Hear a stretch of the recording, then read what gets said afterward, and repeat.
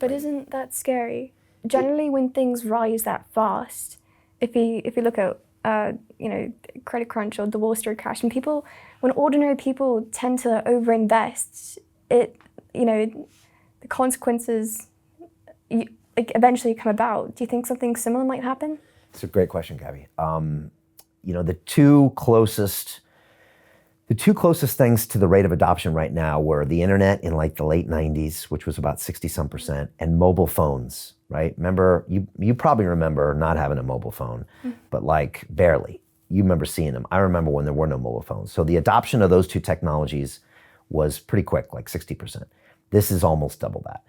And you're very right. When you get everybody rushing into a market, sometimes it gets overvalued and crazy things happen.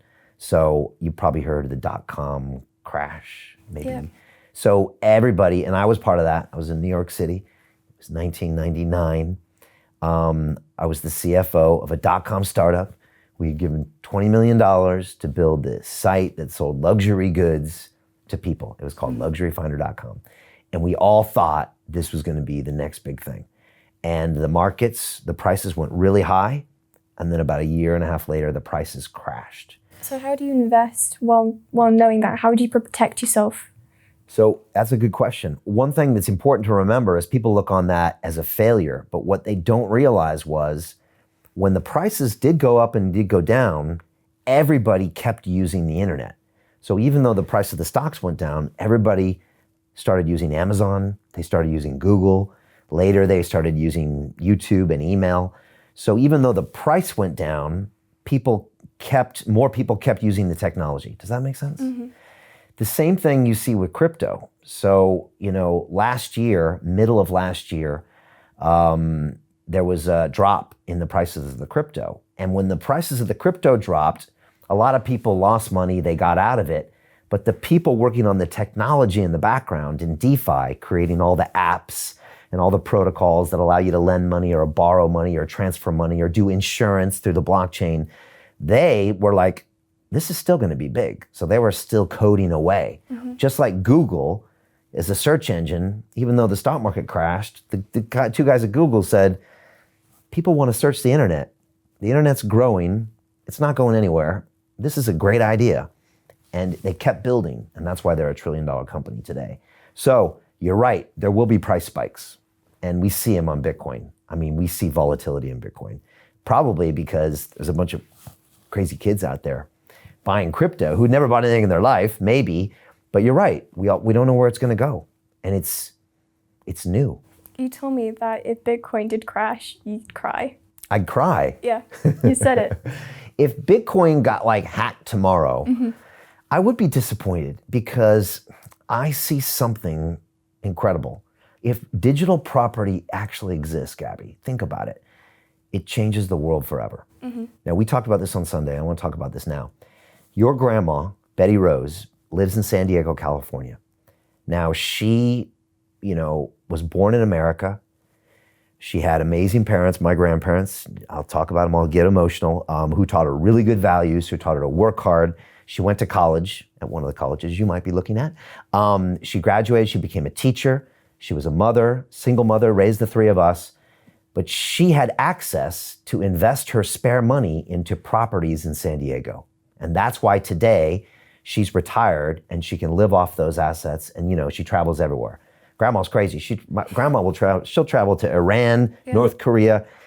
She's going back to the Caucasus. She'll go everywhere at 76. She's gangster. But the only reason Betty could buy property in San Diego is because she was lucky enough to be born in America. Does that make sense? Mm-hmm. The problem with property as an investment is you have to have valuable property near you or you mm-hmm. can't get access. Now, let's take a woman who's my mom's age, who was born in Ethiopia as opposed to San Diego, okay? About halfway around the world, almost exactly, right? Halfway around the world, different continent, both are pretty warm, okay? But in Ethiopia, you don't necessarily have access to buy a property that will hold value, okay?